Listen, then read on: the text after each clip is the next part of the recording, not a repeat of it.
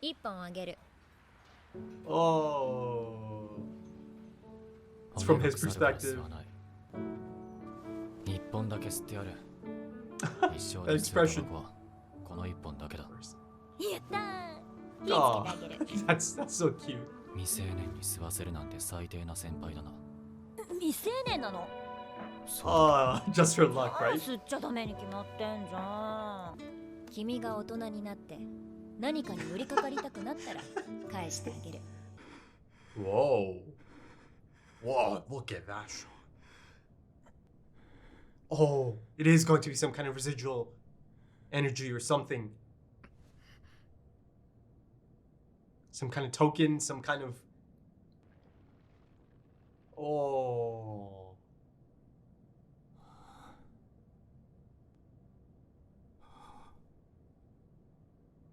Huh?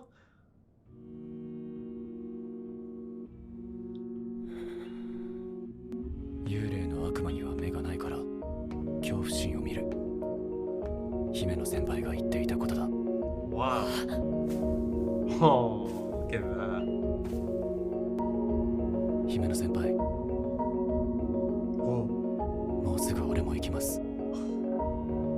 these intercuts, quick flashes.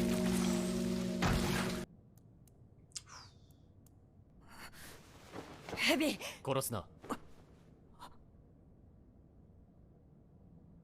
Whoa, Kobani. 小紅、お前はどうして公安に残ったんだ？もうすぐボーナスが出るので。Wow, Kobani. Look at this. That's a great shot. 俺たちの仕事はサムライソードを捕まえることだ。捕まえても食うんじゃねえぞ。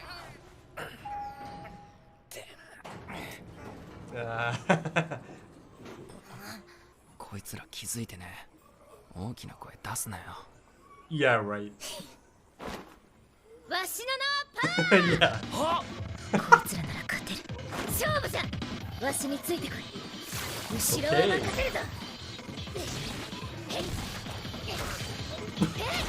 どんなもんだ。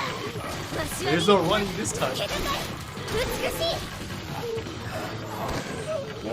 デンジ、見てろ。そして言い伝えろ。パワーが一番最強だ。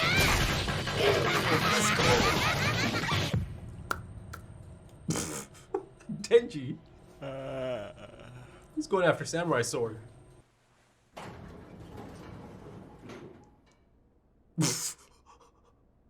出たな、もみあげマン。待て待て待て。少し話さない。待て待て待て待て。あ This is お really 前の態度次第じゃ、俺たちは投稿するつもりだ。 it's really similar to one of the 俺たち earlier はただ episodes 怒りを収めたいだけな。 stylistically. お前はこいつらの仲間と俺のじいちゃんを殺した。 Kind of sounds like Reiner. 償いをしてほしい。てめえのお仲間もじいちゃんもゾンビなってたから殺したんだぜ。嘘つくんじゃねえ。学歴のねえバカすぐ嘘つきやがる。ゾンビも元は人間。そいつらを殺してお前は心が痛まないのか。全然。俺も沢渡にいろいろされてな。心臓が刀の悪魔になっちまってるみてえだが。 Oh, so そんな俺でもな。うっかりゾンビを殺しちまった夜には眠れなくなるぜ。お前に限っては心がもう人じゃねえんだよ。 that should give 少 Denji しでも something to 人 think の about. 良心が残ってるなら俺たちにおとなしく殺されねえか。やだ。じゃあ切り殺してやるよ。やってみろよ、ベ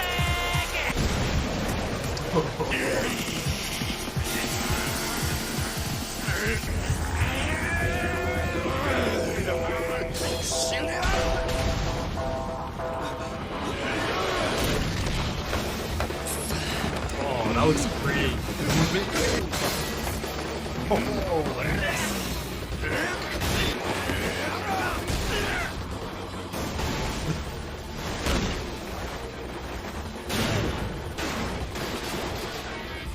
oh, we got ourselves a train battle.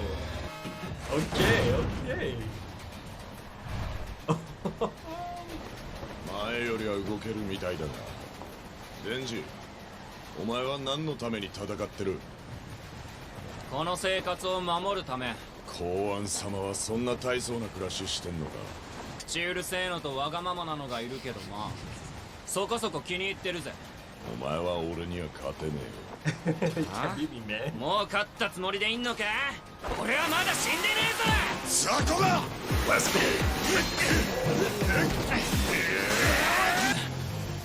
どこ行った？ Careful now.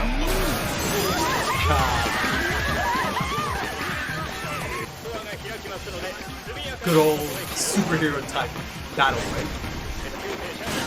Out of like an X-Men or Spider-Man. おいおいおいおい。 Yeah, he's gonna protect him.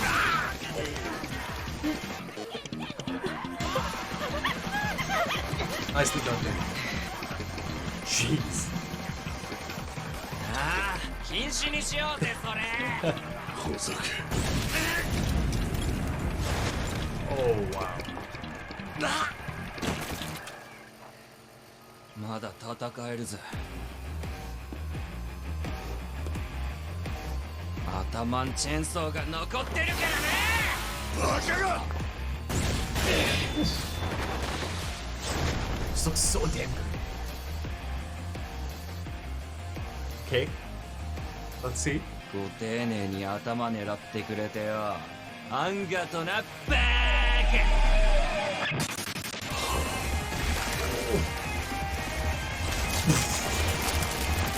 ジジイに教わらなかったか？獣が狩人の言葉信じるなって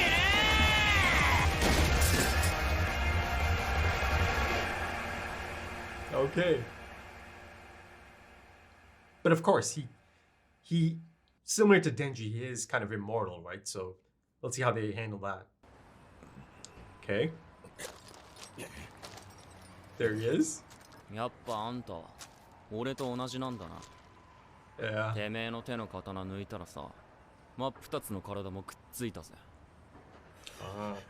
ぶっ殺してや負け犬の声はでけえな。俺はいろいろ納得できないんだよね。てめえは姫の先輩を殺した。面のいい美人がてめえのせいで世界から一人減ったんだ。なのにてめえは反省もせず一生刑務所暮らし。それじゃ俺がすっきりしねえ。大会？あ、いいとこに来たな。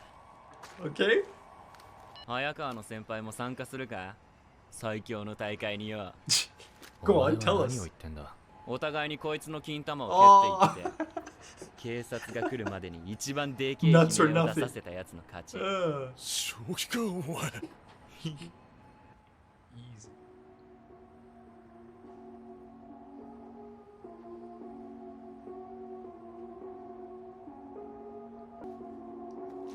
Haha. ああ。勝ったら何くれんだ？そりゃもちろんこいつの玉金や。ちょっと待て。 It's a great transition. Ourselves the ravens, again the crows. This is wrapping up nicely.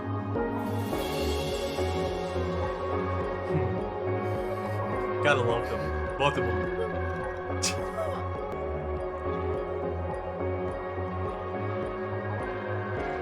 Wow.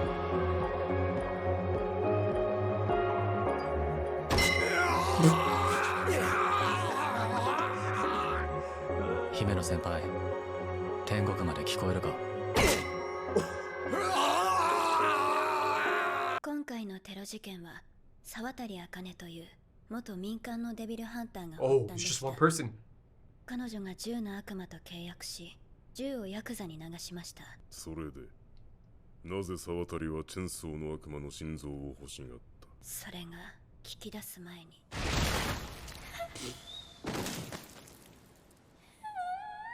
Oh, company. 自殺。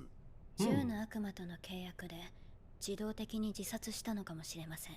ついに肉片が本体に向かって動きました。 Whoa. ついに Time has come ど indeed. こに向かって動いた？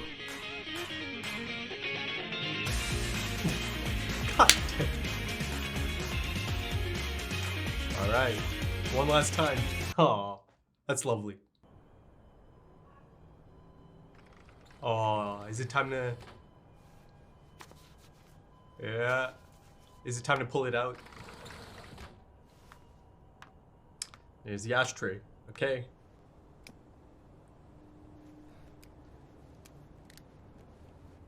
Smoke one for Himeno. Wow, that was great.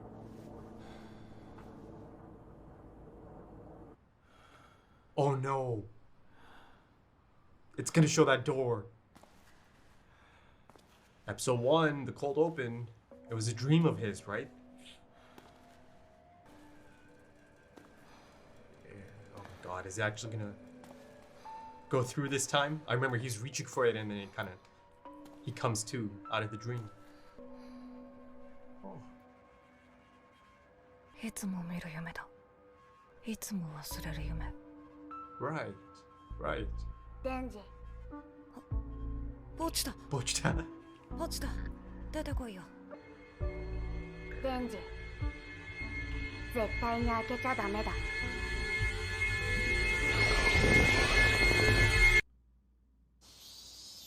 Whoa, this just keeps going on and on. Ooh, beautiful. Dumpster. デンジ君はさ、田舎のネズミと都会のネズミ、 City mouse. Mentioned ど earlier. っちがいい？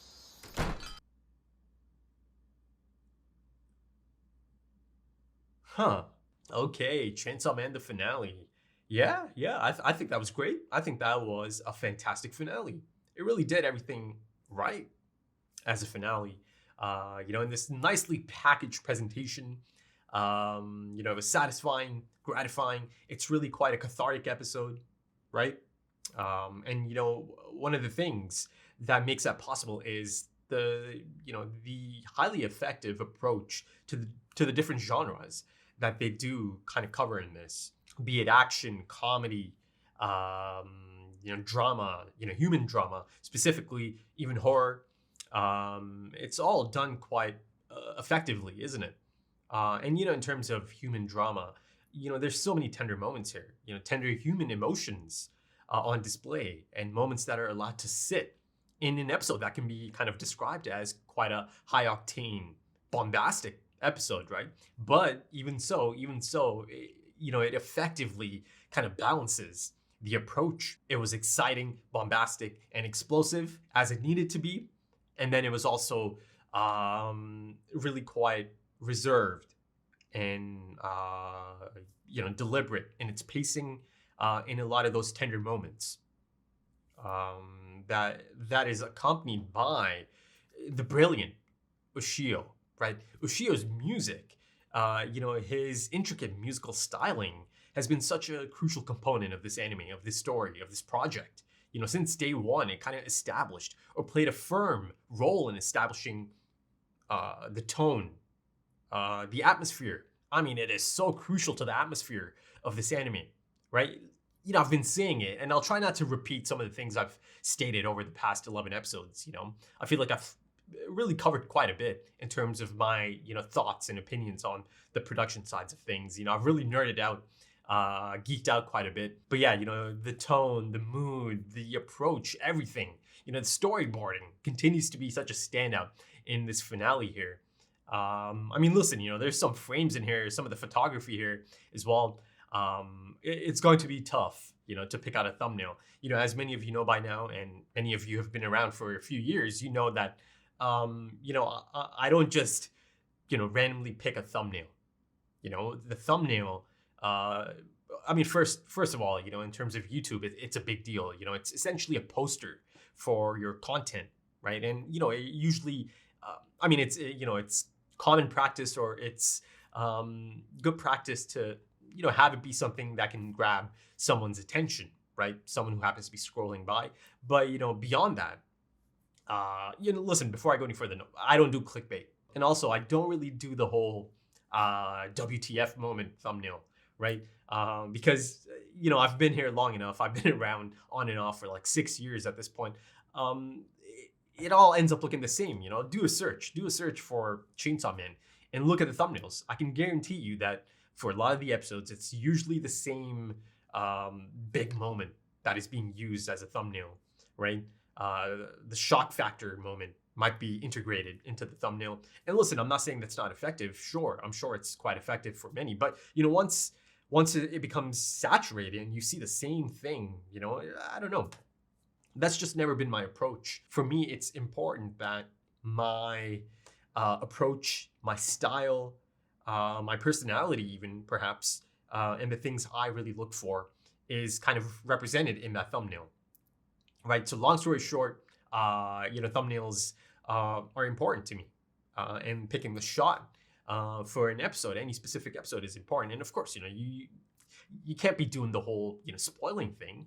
So in the back of my mind, throughout any episode of anything I'm really watching, I'm always kind of thinking about the prospect of a potential thumbnail. And, throughout episodes of anything, a lot of shots stick out. And, of course, this episode continues to have a plethora of great moments, great frames that could easily be used as a thumbnail. There's a lot of shock moments, a lot of mysterious moments, a lot of really cathartic moments, happy moments. So I'll have to decide the approach I want to take for this and the tone I kind of, want to focus on for the thumbnail for this one, the presentation of this one. But going back to the production side of things, the creative direction continues to play such a crucial role here, right? And also, shout out to the color designer. That's one thing I haven't mentioned, but I've noticed for some time now. But again, I was watching this episode and I was thinking, okay, I'll have to remember that. That's also been another really noticeable component of this, visual presentation. Listen, coming into this, there was a lot of hype behind this. A lot of hype, perhaps one of the most hyped animes or productions in recent memory. At least since I've really been full on into anime. And a lot of anticipation from me as well. And I think it's fair to say that it lives up to all that hype.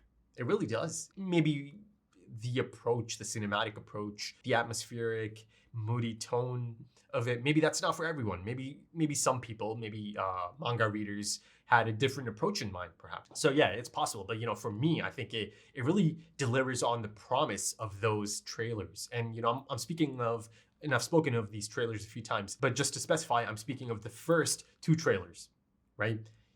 The first trailer that I randomly came across, 5-10 minutes after it dropped because it was all over Twitter. Yeah, that grabbed me. That really got me, right? It had this unique presentation. The score was haunting and gripping.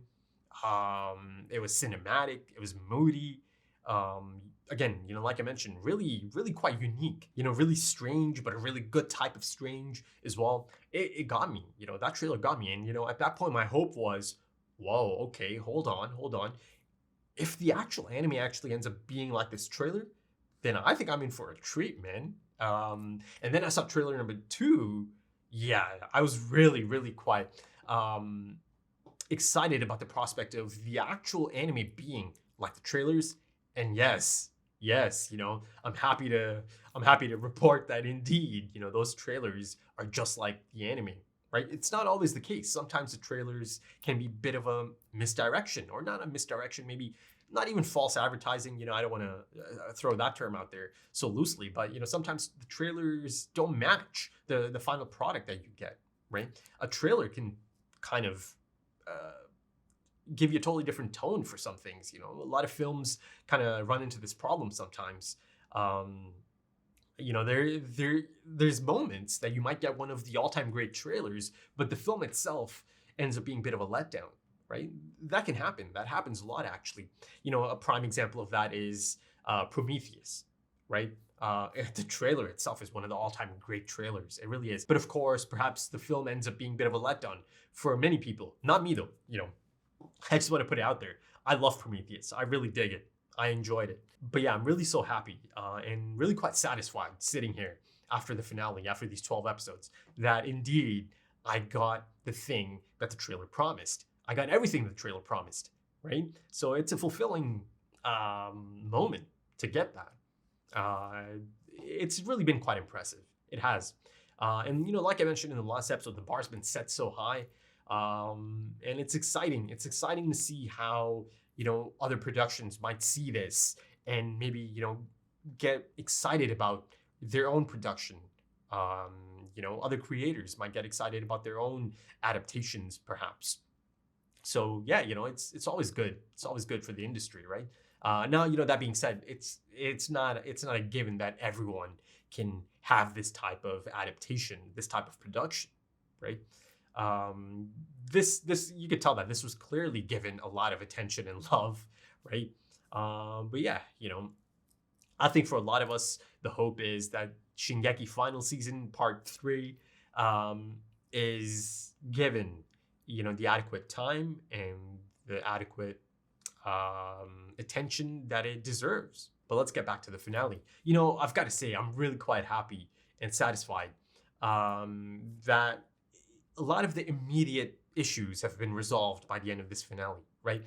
There's a lot of closure for us as the audience. There's a lot of closure for the characters, for now at least. In that sense, Aki, there's a lot of closure for Aki. I loved that whole, send off to Himeno, right? You see that character continues to play such a major role in the story, even now, right? Perhaps this is it, this might be the end of it. And if it is, I thought it was a perfect send off, right? And it was a perfect ending to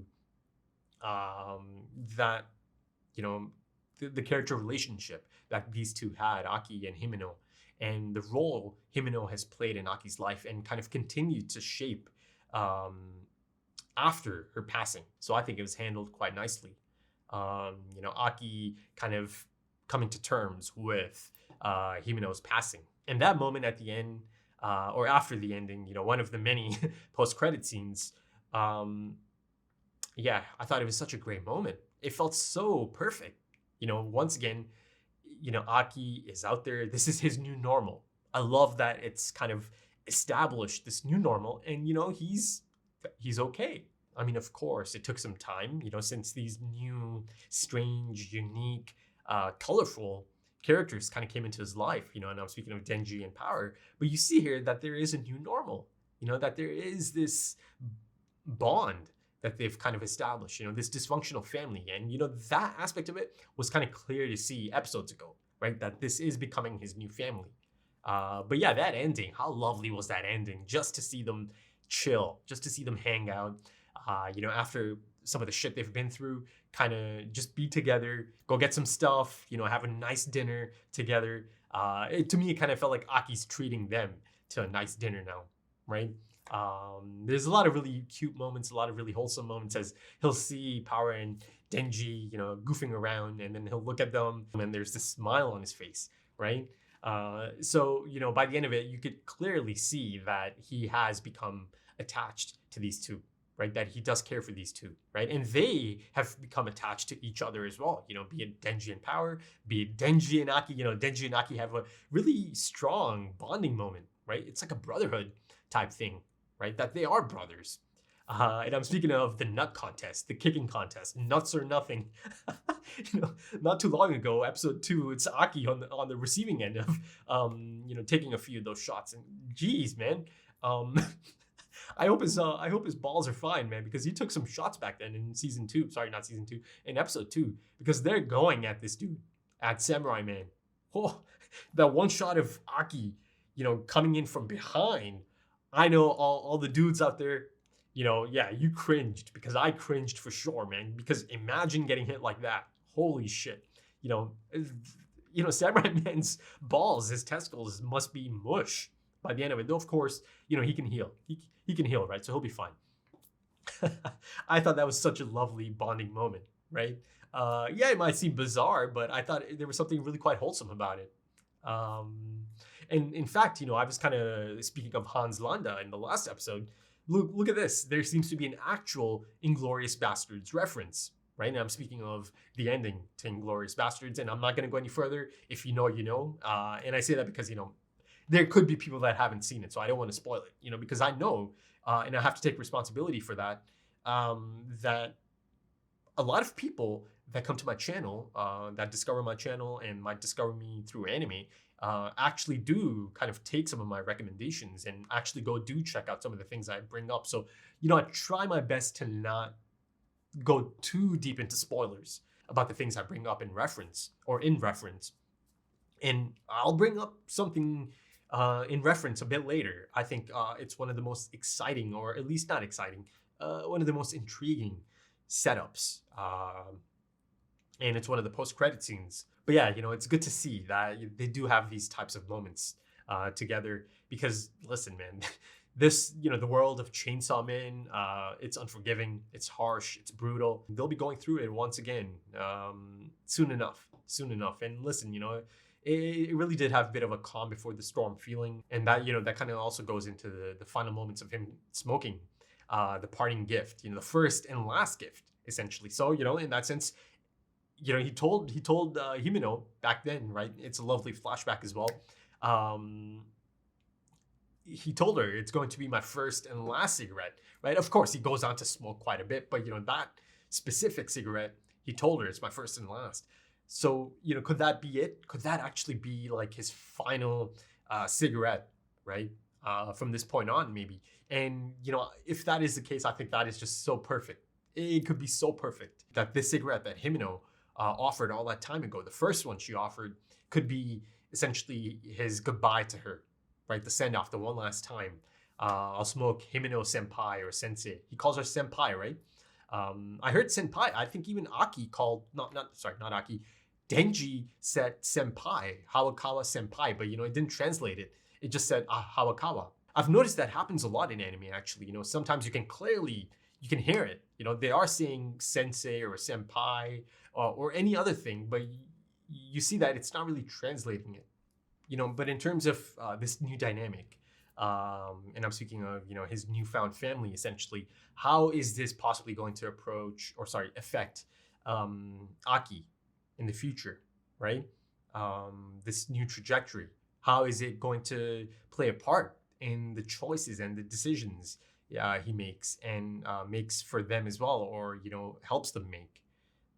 It'll be interesting. It'll be interesting to see for sure, because the dynamic is completely different by the end of this season now, right? So I'm excited to see that relationship on screen in the next season for sure. But also another thing it does so effectively is setting up the next, season, setting up these really enticing moments that are going to come into play in the next season. Of course, before it kind of goes into the ending, it's a great final scene, isn't it? It's like the aftermath of the battle, the big fight, and I'll speak on it in a bit. Samurai Man against Chainsaw Man. But yeah, Makima has confirmed that indeed now they have enough gun flesh that it is beginning to move, and it is moving towards the origin, right? Of course, they didn't give us that, and that's fine. It didn't feel like, that was something necessary at this point, but it's exciting nonetheless that it is on the move now. So, right, it sets that arc up nicely that they are going to be on the hunt. And of course, anytime you mention the Gun Devil, you have to think of the connection that the Gun Devil had with Chainsaw, right? Or the Chainsaw. So, that potential rivalry or connection that clearly goes quite far back, that's another exciting prospect of the second season, right? The Gun Devil really is trying to retrieve that heart, right? The heart being the chainsaw Pochita. Though, of course, it is also starting to become clear that, that's not the chainsaw that the Gun Devil knew, right? Or many of these other people or devils knew about. This really cute form that is Pochita I don't think that was a form, right? I think there was perhaps a bit more of a menacing form for the chainsaw. Maybe at one point I might get to see that true form of the chainsaw down the line. But in terms of the big fight, the chainsaw against Samurai Man, Chainsaw Man against Samurai Man, yeah, I mean, it really is quite an exciting fight, quite an exciting conclusion to that whole arc, right? I mean, that is a top-notch action sequence, isn't it? Prolonged action sequence. The action director was not playing around. He brought the heat. Or he or she brought the heat. That was so beautifully choreographed, so engaging. The fluid animation all of that. It's just such an engaging experience, isn't it? Really, really pleasing, really quite exciting to watch. And of course, you see that a lot of inspiration has been taken from films, right? Action flicks, fight scenes, really quite reminiscent of things like Spider-Man and perhaps X-Men films, and even beyond comic book films. There's been a lot of great action sequences over the years on trains, inside trains, alongside trains. There's a lot of great rooftop to rooftop fight sequences playing out in this episode as well, during that fight.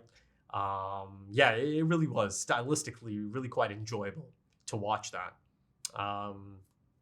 And the conclusion to that fight, it was so satisfying to see Denji outsmart someone like that, to outplay someone like that. And you see that Kishibe's training is on display, not just for Denji, right? In fact, he straight up even repeats the thing Kishibe told him, right? Don't trust anything a hunter has to say, right, to a devil, or a devil should not trust anything a hunter has to say. He repeats it, right? So I love that almost immediately, though of course there's a bit of a time skip there, right? They are training for not a substantial amount of time, but at least days at the least.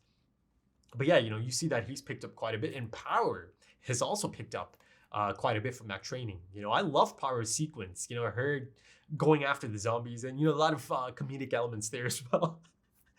Denji, you've got my back, right? But Denji he just stands there, and he goes up to the next floor. But I love that moment. I love that moment for Power. Her moment in the spotlight.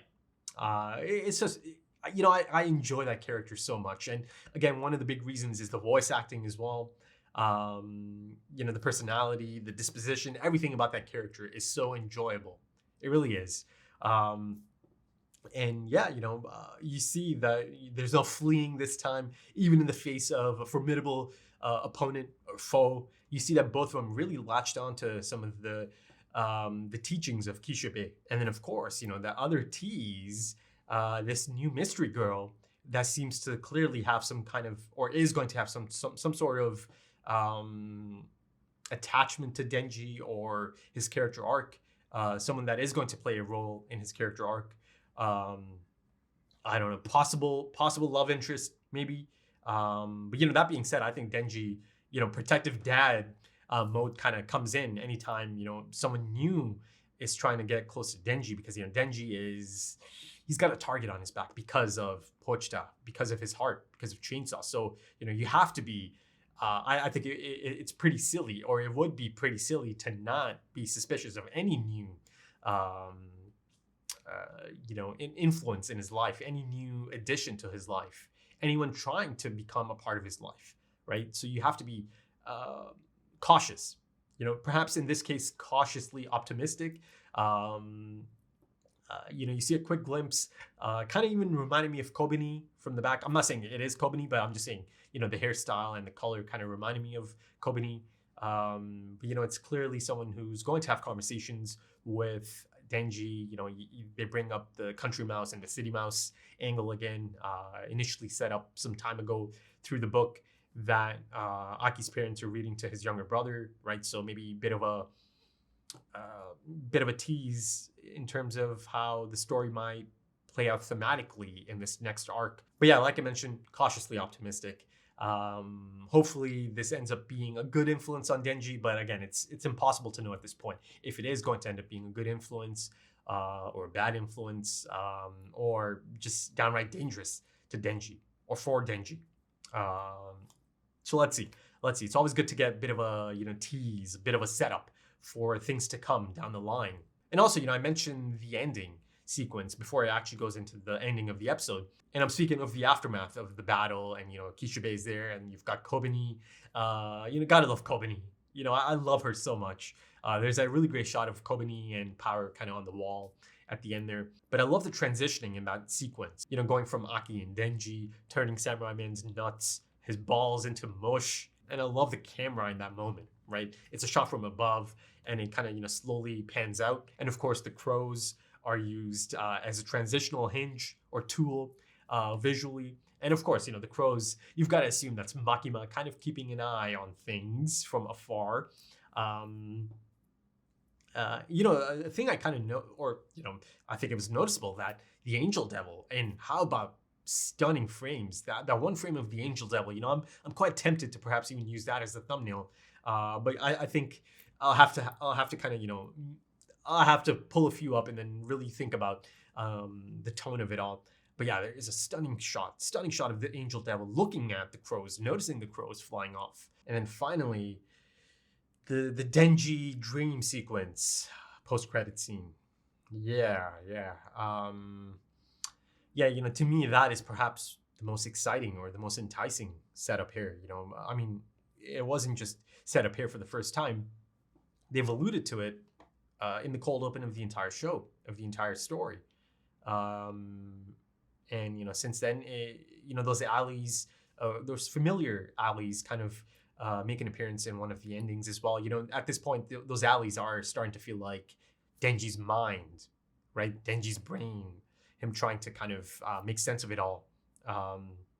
Lost in his mind type thing going on here in the depiction of, those alleys. This is one of those things that all of a sudden, it's at the forefront. It's the thing I'm really thinking about now. You see that Pochita, the protector in this case, is telling Denji he must not open this door. And the voice at one point kind of appears to be coming from the other side. I mean, yes, it's a dream sequence, but within that dream sequence, there's a tight shot of the door, and to me, that's kind of an indication that maybe it's coming from the other side. Pochita telling Denji, you cannot open this door. You must not open this door. Now, the key here is that in the cold open, in the first episode, Denji is having that dream before Pochita is a part of Denji, before Pochita becomes Denji's heart, right? So since then, clearly, Pochita has been in Denji's mind and experienced this, and now it's telling Denji that he must not open this door. I mean, essentially, it's quite clear that this is more of a metaphorical construct rather than a physical door, right? It's in his mind. And for that reason, Pochita is able to kind of, learn about this and kind of acting as protector from something. To me, listen, I mentioned this earlier, and I'll try my best to not really spoil anything, but to me, it was really reminiscent of Mr. Robot. If you know, right? Really, I'm watching it. I'm like, oh my God, okay, this is something really quite similar here. I'm not gonna go any further, but it's a commonly used narrative tool, right? The closed door, right?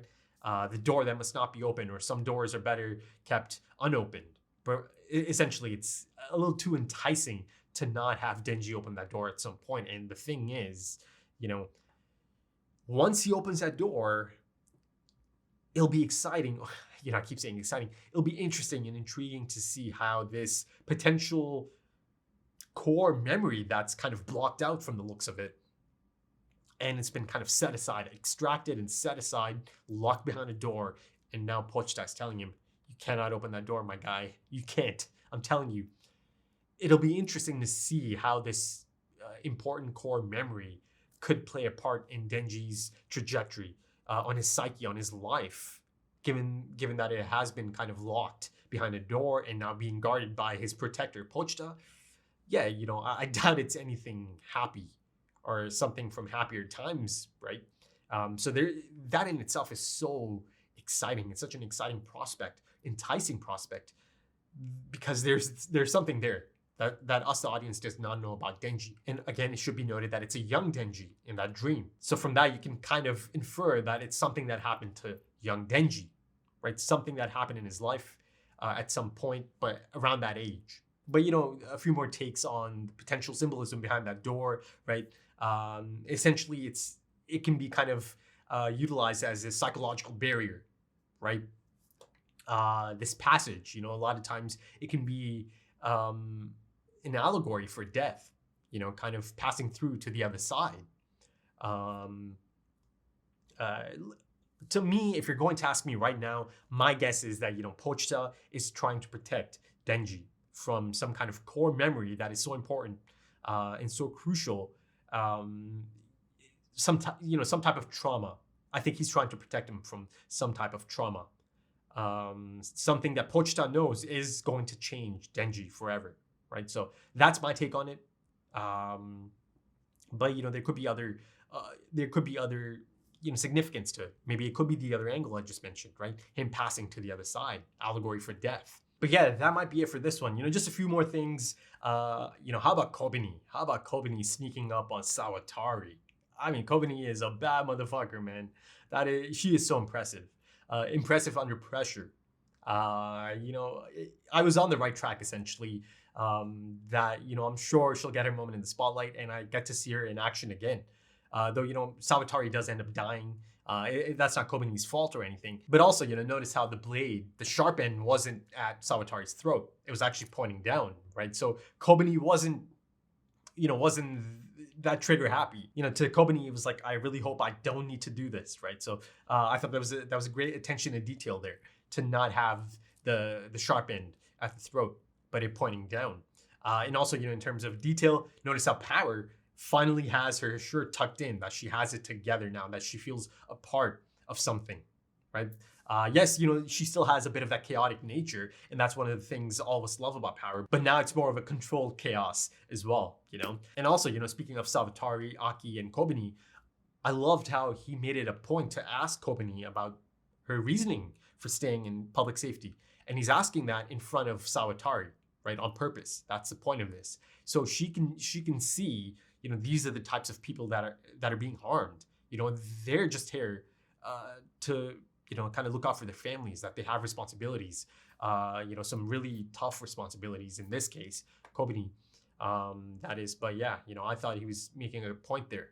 I think that was the purpose of that moment, for him to bring that up at that specific moment, right, in such a high stakes moment as well, in front of the enemy in that case, who is taken out by the Snake Devil because of some prearranged agreement or deal that if she was to get caught, or if she's in custody for a certain amount of time, the clock runs out and she'll be taken out. But yeah, I'm sure the Gun Devil is not going to give up on Chainsaw, the heart, Denji's heart. But yeah, I'm really quite excited for season 2, no matter how long it takes. It's going to have the same hype, perhaps even more hype, once it starts, building up towards that, and the trailer drops, and then, the countdown begins. I'm sure it's going to be quite a big moment for anime again, or in anime. But yeah, that's about it for this one, folks. Thoroughly enjoyed that finale. It felt complete. It really felt like a complete experience. And yeah, that's it. That's it for this one. Now, I know there's a lot of new subscribers, a lot of new people, a lot of new eyes on the channel. Listen, if you enjoyed my approach, my style, or the style of my content, consider sticking around. I have a lot of anime on my to watch list.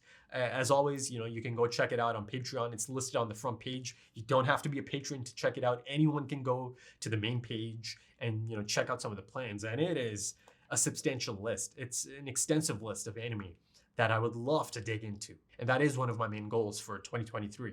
Aggressive expansion, and really starting to get into some of the things on my list, because there's a lot to get to. There's a lot to get to, and there's just never enough time. But I think I can do a bit of damage to that list. I can put a dent in it in 2023. Maybe I can even get you to check out some of my live action shows, reaction content.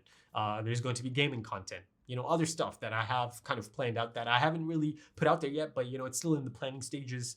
I'm trying to take some swings in 2023. Let's see. Once the timing is right, I'll be putting more information out, and it would be lovely to have many of you join me for this next year of content on the channel. And of course, there's also going to be stuff that's airing at the moment. Right up next is Vinland Saga, right? That's going to be the replacement for this. Essentially, it's going to take up this slot, and that's not too far off at all. So maybe you'll stick around for that. And then, throughout the year, of course, Shingeki is going to come in. That's a big deal on my channel. It has been for a long time. It's essentially the flagship title on my channel, right? Given the reception. So yeah, of course, Shingeki. Once the hype starts building for that, it's going to be quite exciting as well. So yeah, I hope many of you can join me in this next year. I'm excited. I'm in a good place, and I'm excited to really implement a lot of these ideas and really start digging into a lot of content. But yeah, if you enjoyed this one, consider dropping a like. That always helps. And consider dropping some comments. That also always helps. If you are interested in the full length for this episode of Chainsaw Man, the finale, or perhaps any of the past episodes, or maybe even full opacity, no opacity mask or anything, nice clear 4K. I mean, the episode itself is not 4K, but it's really high bitrate, so it's as juicy as it gets, right? As far as 1080p goes. Consider checking out the Patreon page. Perhaps you just want to support the channel. Check out the links in the description, in the pinned comment. Also links to social media if you do want to keep up with, updates and just things I have to say in general as well. I'm usually quite active on Twitter if I'm not too busy. But yeah, that's about it for this one, folks. Thank you. Thank you so much for joining me for these past 12 episodes. And thank you for your time, because time is precious. It really is. And I appreciate your time because, listen, YouTube is a sea. There's an infinite amount of content to be checked out. And I'm sure there was a lot of Chainsaw Man content to be, checked out as well. So, I appreciate that you stopped by on my channel and checked out my content as well, and that you gave me your time. Thank you. And I do hope to see you again soon for other stuff, right? For more content. And if not, then I'll see you for Chainsaw Man Season 2. Until then, take it easy.